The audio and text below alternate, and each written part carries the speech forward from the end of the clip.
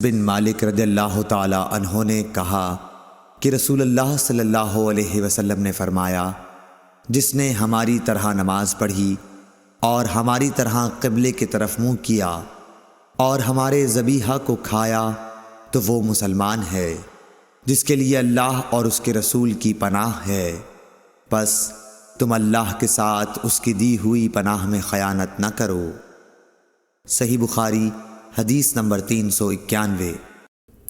بن مالک رضی اللہ تعالی عنہ سے روایت ہے کہ رسول اللہ صلی اللہ علیہ وسلم نے فرمایا، مجھے حکم دیا گیا ہے کہ میں لوگوں کے ساتھ جنگ کروں یہاں تک کہ وہ لا الہ الا اللہ کہیں، پس جب وہ اس کا اقرار کر لیں اور ہماری طرح نماز پڑھنے لگیں اور ہمارے قبلے کی طرف نماز میں منہ کریں اور ہمارے ذبیحہ کو کھانے لگیں تو ان کا خون اور ان کے اموال ہم پر حرام ہو گئے مگر کسی حق کے بدلے، اور باطن میں ان کا حساب اللہ پر رہے گا۔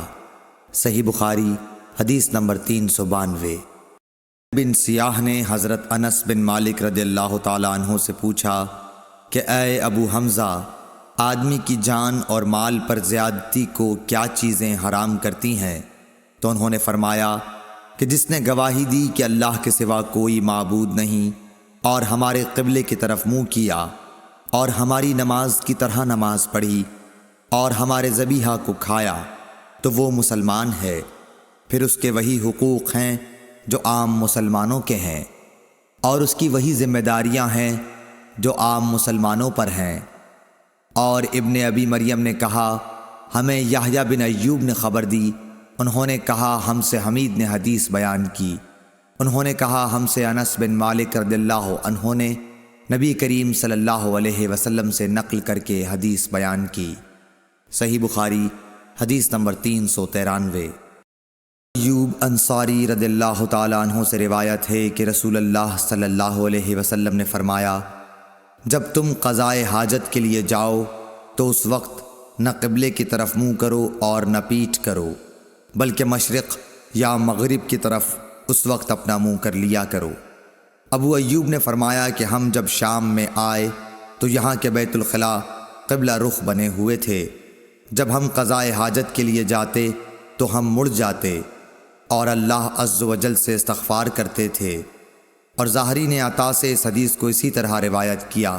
اس میں یوں ہے کہ عطا نے کہا، میں نے ابو ایوب سے سنا، انہوں نے اسی طرح حضرت صلی اللہ علیہ وسلم سے سنا۔ صحیح بخاری حدیث نمبر 394۔